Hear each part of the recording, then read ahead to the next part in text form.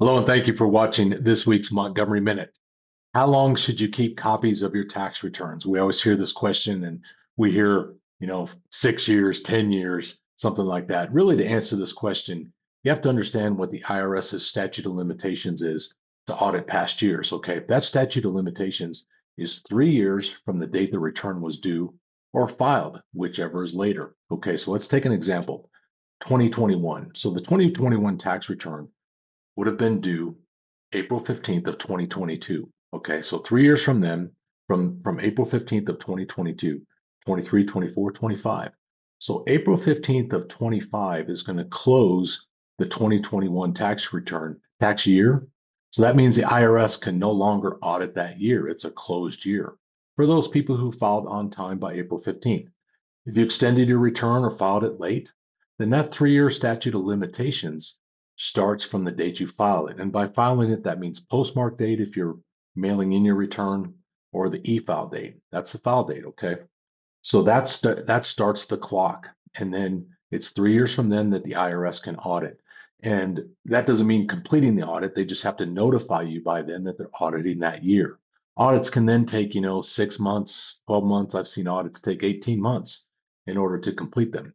So that tells you when you back into that, that just tells you on the safe side, keep your tax return and your supporting documentations for 4 years. After that, you can trash it.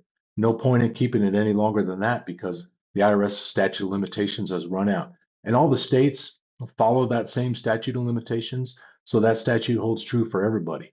But I want to pursue this statute of limitations more because there's some very key parts to it that I want people to understand, okay? Because the statute of limitations also applies to us as filers, okay? Let's say in that example, 2021, let's say we forgot to file our 2021 return, just forgot to file it, and we're getting a refund, okay? That same statute of limitations applies. We only have 3 years from the date it was due to file and claim that refund. If you miss that date and you still file, okay, believe me, the IRS is 100% accurate about sending a letter back that says you missed the statute of limitations. Therefore, we're not going to give you that refund, okay? And I face this, clients will come in and new clients, and they'll say, I haven't filed in several years. I need to file. I think I have some refunds.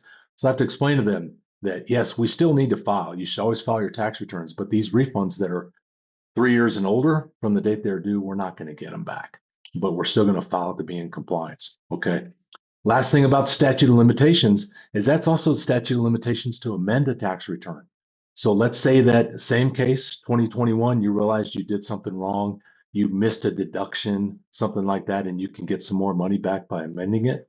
You only have that same 3 years. Okay. So you still only have up until 3 years from the date it was filed, okay, or date due, whichever is later. So if you filed by April 15th in 22, okay, you have up until April 15th of 25. If you extended, okay, and filed later, then you have 3 years from that date that you filed.